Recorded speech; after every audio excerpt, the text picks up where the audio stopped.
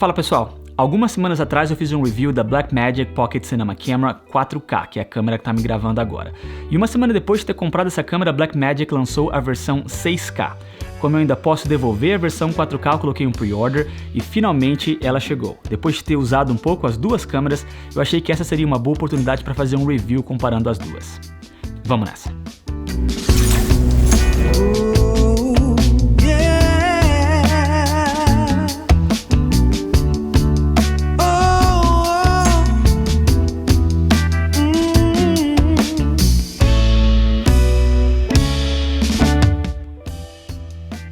Fala pessoal, tudo bem? Eu sou o Álvaro Brizola e este é o canal Megapixelers. Aqui é um canal de foto e vídeo com conteúdo novo toda semana, tudo do ponto de vista de um amador. Eu quero te convidar a se inscrever no canal e a clicar no sininho para ativar notificações.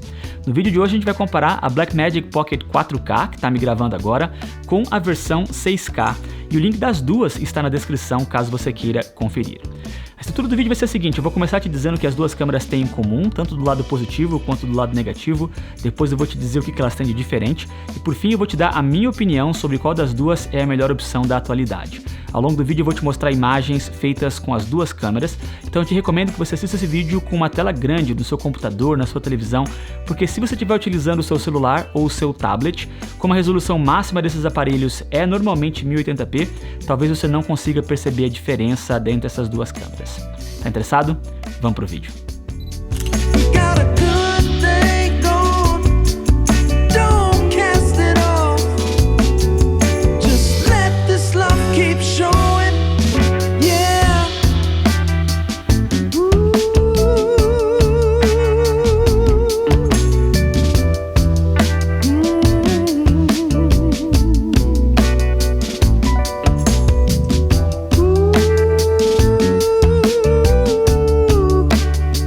Ok pessoal, vamos então direto ao assunto. Eu continuo gravando com a Pocket 4K e estou gravando a 4K 30 quadros por segundo. Eu vou manter 30 quadros por segundo ao longo do vídeo inteiro para garantir consistência. Estou gravando em RAW, qualidade constante Q0, que teoricamente é a forma mais poderosa de utilizar essa câmera. E estou utilizando a lente da Canon de 70-200 f2.8 estabilizada geração 3L. Que é uma lente super legal, só que para funcionar com essa câmera eu estou utilizando um adaptador, que é o Metabones Speed Booster XL T-Cine, que tem um fator multiplicador 0.64. Eu deixei a lente a f4, porque como ela não tem autofoco contínuo, eu fiquei com receio de utilizar f2.8 e ficar muito tempo com o meu rosto fora de foco. Mas enfim, é assim que fica a imagem sem correção de cor, e tá aqui então de volta a imagem com correção de cor. Eu fiz aqui uma listinha para garantir a objetividade desse vídeo. Quero começar te contando o que essas duas câmeras possuem em comum do lado positivo. E a primeira coisa, obviamente, é o fato de que ambas gravam em RAW. Então você vai ter um arquivo 12 bits 444 que vai te dar muita flexibilidade para você trabalhar a sua imagem posteriormente no seu software de edição. Para fazer correção de cor, mudar o seu balanço de branco, mudar o seu ISO, mesmo posteriormente. E você vai ter que fazer isso utilizando o DaVinci Resolve, que é, na minha opinião, o melhor editor de vídeo que existe na atualidade, porém ele não tem nada de intuitivo, você vai ter que pagar o preço aí da curva de aprendizado. Se você quiser utilizar o Adobe Premiere Pro, você tem a opção de comprar um plugin, se eu não me engano custa $20.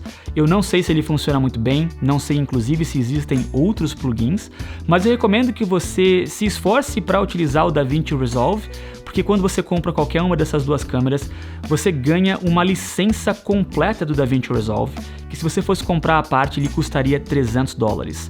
Realmente vale muito a pena, o DaVinci Resolve tem um sistema para correção de cor fenomenal, e se você tiver a opção de gravar em RAW, você vai conseguir desfrutar o máximo desse sistema, realmente vale muito a pena.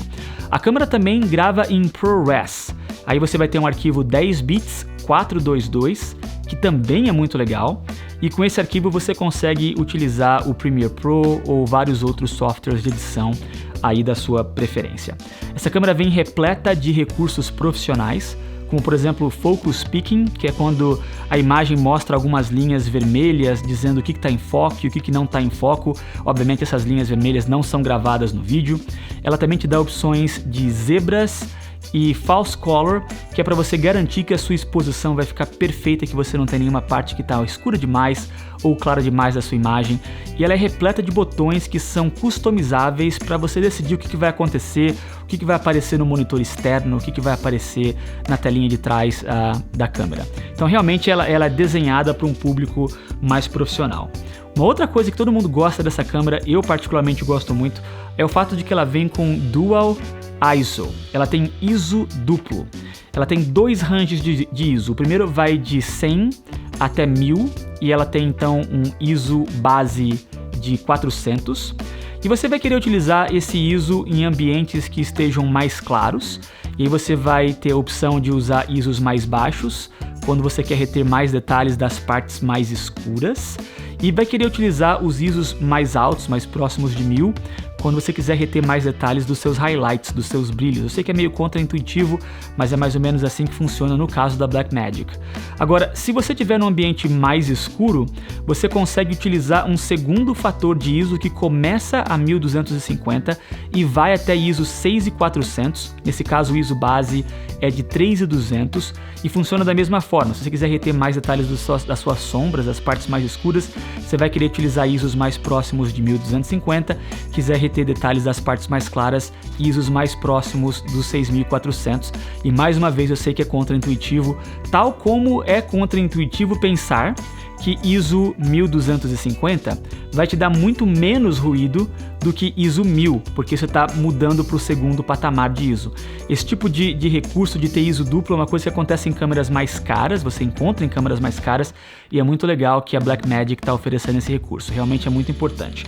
E ela também te oferece 13 stops de range dinâmico. Pra você ter uma ideia, o olho humano consegue enxergar 20 stops de range dinâmico, então ele não é muito parecido ainda com o range dinâmico, mas você vai conseguir enxergar mais detalhes, tanto das partes mais claras quanto das partes mais escuras, o que vai te dar uma impressão muito mais cinematográfica com as imagens geradas por essa câmera.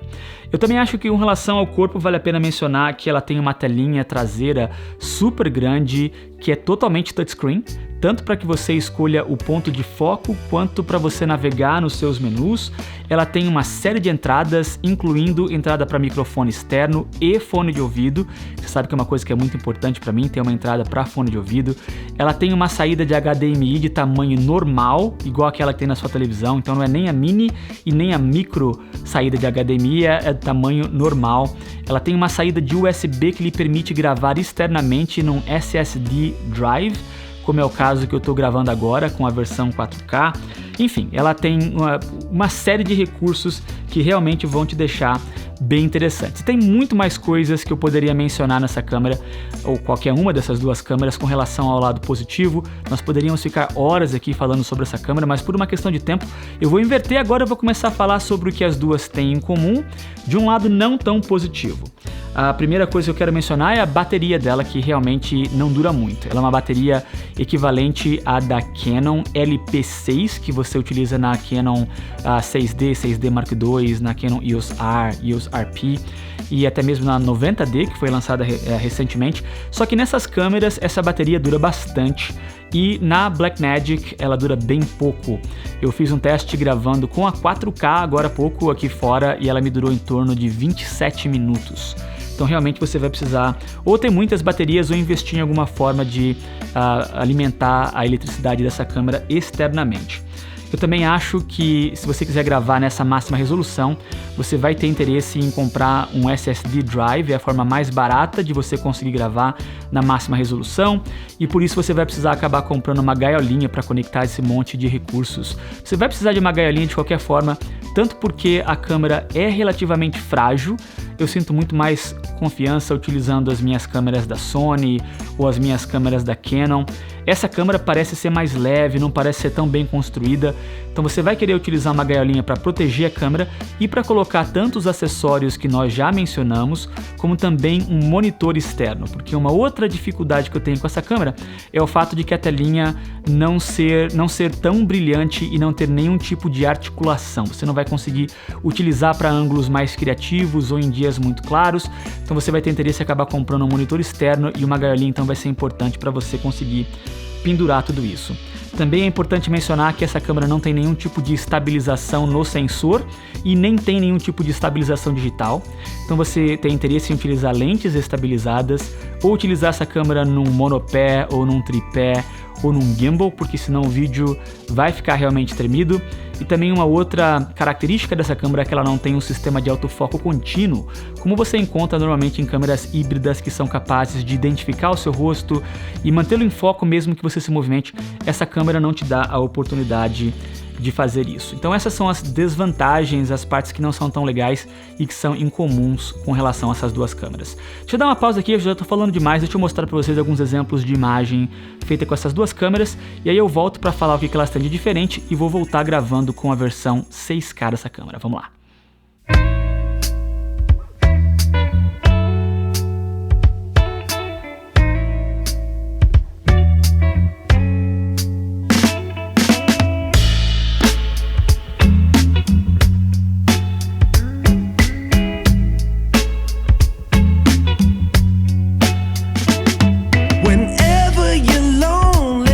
Just pick up the phone and call me. I'll be there. Girl, let me show you. You're my one and only, like I told you. I'll be there. And if you get blue, I got the loving for you. Yeah, I'll be there. Your heartache, it kills me, but your loving, it thrills me. I'll be there. Ok, pessoal, estamos de volta, dessa vez gravando com a Pocket 6K a 6K. Tá aqui a versão 4K que estava me gravando anteriormente. Todas as demais configurações foram mantidas de uma forma idêntica. Eu acho que eu não mencionei que eu estou utilizando o ISO 400. E eu tomei cuidado, inclusive, de não mudar a posição da minha iluminação ou a intensidade da minha iluminação. O meu key light, o meu fill light, o meu hair light não foram tocados. Inclusive, a câmera está sendo apoiada pela lente e eu não mexi no tripé. Então, até mesmo a distância da câmera até mim não mudou. E eu sei que tem uma mudança de perspectiva, o tamanho do meu rosto está ocupando mais a tela, está cortando uma parte da minha cabeça. A gente vai logo falar sobre isso. Mas enfim, essa é a imagem sem correção de cor e essa daqui então de volta é a imagem com correção de cor. Vamos falar então o que essas câmeras possuem de diferença, e são 5 as diferenças. A primeira delas é óbvia, uma é capaz de gravar 6K e a outra grava 4K. Agora, eu particularmente nunca vi uma imagem 6K. Eu não tenho nenhuma tela na minha casa que seja capaz de mostrar uma imagem 6K. Tenho certeza que existe, também tenho certeza que isso vai se tornar cada vez mais popular, porém eu particularmente nunca vi uma imagem 6K. Ainda assim eu estou empolgado com uma câmera ser capaz de gravar 6K, não necessariamente pela resolução ser mais fina, mas sim pela flexibilidade que eu tenho de mudar a minha composição, mudar o meu enquadramento posteriormente no meu software de edição, através de dar um zoom digital sem perda de qualidade. Realmente essa é a grande vantagem atualmente de ter uma câmera capaz de gravar 6K, e essa é a primeira diferença. A segunda diferença é relacionada ao tamanho do sensor. A versão 4K possui um sensor 4/3, que vai ter um fator de crop de 1.9 e, por simplicidade aqui, eu vou chamar de fator de crop de 2. Enquanto a versão 6K tem um sensor Super 35, que vai ter um fator de crop, se eu não me engano, de 1.58, que por simplicidade eu vou arredondar para 1.6. Ou seja, se eu colocar uma lente de 10mm na Pocket 4K, essa lente vai se comportar como uma lente de 20mm numa câmera de sensor full frame. Se eu colocar a mesma lente de 10mm na versão 6K, ela vai se comportar como uma lente de 16mm, um ângulo de visão mais aberto, numa câmera de sensor full frame. Existe também um dilema sobre o que mais influencia o tamanho do sensor. Então, o que eu entendo é que o tamanho do sensor vai influenciar em outras duas coisas. Inicialmente, a performance em baixa luz, de forma que quanto menor o sensor, pior vai ser a performance em baixa luz. Ou seja, a 6K, por ter um sensor maior, vai lhe permitir utilizar ISOs mais altos com menos ruído. E uma outra coisa que o tamanho de sensor também influencia é a sua habilidade de fazer fundo desfocado, ficar com o seu rosto em foco e o seu fundo ficar em desfoque. Quanto maior o sensor, mais facilidade você tem para deixar o seu fundo desfocado. É claro que a performance em baixa luz e o desfoque do fundo são também influenciados por outros fatores. Aliás, a influência desses demais fatores são até mais importantes do que o tamanho do sensor, mas o tamanho do sensor também tem esse impacto. Ainda que eu também já tenha visto algumas matérias dizendo que o tamanho de sensor não influencia tanto a performance em baixa luz ou o desfoque do fundo. Então, se você entende um pouco mais do que eu sobre esse assunto e gostaria de contribuir aqui para a nossa discussão, por favor, nos deixe um comentário articulando se o tamanho do sensor influencia ou não a performance em baixa luz e o desfoque do fundo. Agora, eu não quero deixar ninguém confuso porque eu disse que a versão 6K tem um sensor Super 35. Não quero que ninguém pense que eu estou dizendo que ela tem um sensor full frame. E é fácil de confundir porque um sensor full frame é às vezes chamado de 35mm. Entenda, uma câmera antiga a filme possuía um filme cuja largura era de 35mm. E por isso a gente fala que uma câmera de sensor full frame que se espelha a uma câmera antiga como essa tem um sensor de 35mm. Porém, antigamente, câmeras que gravavam vídeos com filme, o filme passava-se na vertical. Então, ainda que ele também tivesse uma largura de 35mm, o tamanho da imagem era muito mais comprimido, era um tamanho muito menor. Daí a gente chama um de Super 35 e o outro de 35mm. Uma câmera com sensor Super 35, que é o padrão aí de câmeras de cinema, tem um sensor muito parecido com o tamanho de uma câmera de sensor cropado. Então não confundam Super 35 com câmeras de sensor full frame. Legal? Terceira diferença é o bocal, o mount, onde você vai anexar a sua lente a uma dessas câmeras. No caso da 4K, você tem um mount para lentes micro 4/3. E você vai conseguir colocar tanto lentes nativas dessa câmera, como colocar adaptadores para anexar qualquer outro tipo de lente. A gente vai falar mais sobre isso no futuro. Enquanto na versão 6K você vem com um mount, com um bocal para lentes EF da Canon. E é interessante que, ainda que a Blackmagic tenha anunciado como para apenas EF, que são lentes para câmeras de sensor full frame, eu testei utilizando lentes EFS na versão 6K e a lente se encaixou perfeitamente e funcionou perfeitamente. Estabilização, autofoco, funcionou da forma correta, o que é de se esperar visto que um sensor Super 35 realmente é mais ou menos o tamanho de um sensor cropado. Então funciona tanto para lentes de sensor full frame quanto para lentes de sensor cropado, ainda que algumas pessoas possam argumentar que a qualidade do vidro de uma lente de sensor cropado, que realmente não é das melhores, vai fazer você perder um pouco da intenção que é gravar um vídeo a 6K, porém os meus olhos de amador não conseguiram perceber nenhuma diferença, seja com uma lente EFS ou com uma lente EF. Talvez seja só a minha falta de experiência. Mas enfim, o bocal, o mount das câmeras também é diferente. A gente vai falar sobre qual deles é a minha impressão. Uma outra coisa que é mais um efeito criativo é que só na versão 6K você tem um modo anamórfico, que é quando o vídeo fica um pouco mais esticado, como vocês estão vendo agora, o que dá um efeito bem cinematográfico. Eu lembro dessa cena, por exemplo, do filme A Star is Born, do Bradley Cooper, e os raios de luz ficam um pouco mais distorcidos. Não dá para usar muito, porque senão fica um pouco enjoativo, mas só a versão 6K tem isso. Tem alguns boatos de que a versão 4K vai receber um update e também vai ser capaz de fazer modo anamórfico, mas até agora eu pelo menos não consegui ver isso na minha câmera ainda, então eu acho que essa é uma grande vantagem da versão 6K. E essa é a quarta diferença. A quinta e última diferença é o preço. A versão 4K é vendida por $1.295, enquanto a versão 6K é vendida por $2.495. Então não chega a ser o dobro do preço, mas é quase o dobro do preço. E aí fica para você decidir se essas diferenças que eu acabei de mencionar justificam ou não você ter que pagar quase o preço de duas para que você tenha a versão 6K. Então eu vou fazer mais uma pausa aqui, vou te mostrar mais algumas imagens, e aí eu volto gravando de volta com a 4K para falar qual das duas eu optei por manter, visto que eu não vou ficar com as duas, e eu vou te dar então a minha opinião sobre qual delas é a melhor para se comprar na atualidade. Vamos lá.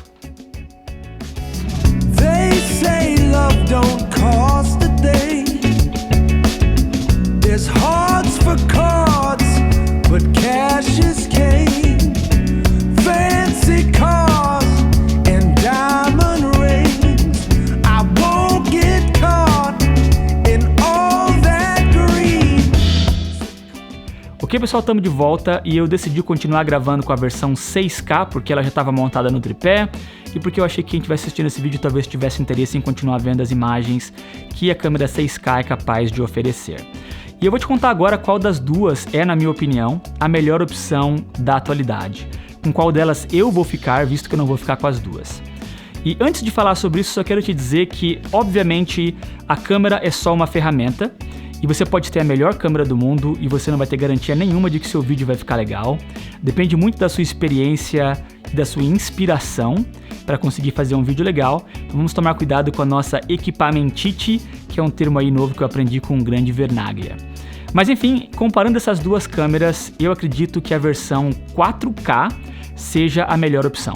Eu prefiro a versão 4K, é com ela que eu vou ficar. Eu vou devolver a versão 6K.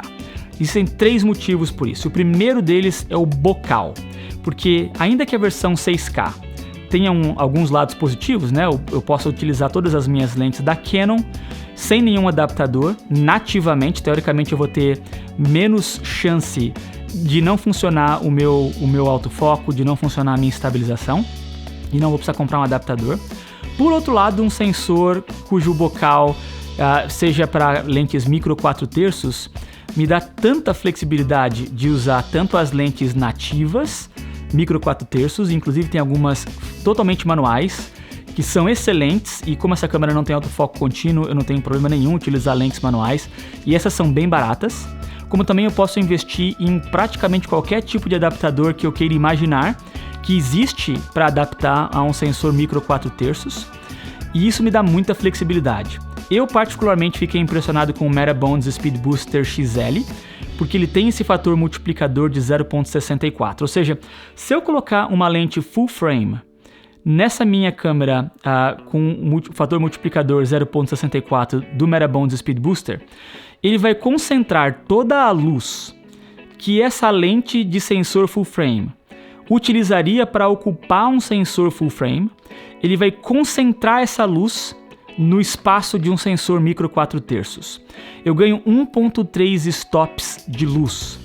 Ou seja, por causa desse adaptador, eu tenho uma performance em baixa luz melhor do que a câmera 6K, que tem um sensor Super 35, que é um sensor muito maior. A câmera em si não me dá essa oportunidade, mas esse adaptador me dá essa oportunidade. Além disso, ele é como se funciona quase como se fosse uma lente de aumento, então ele também vai aumentar o meu ângulo de visão.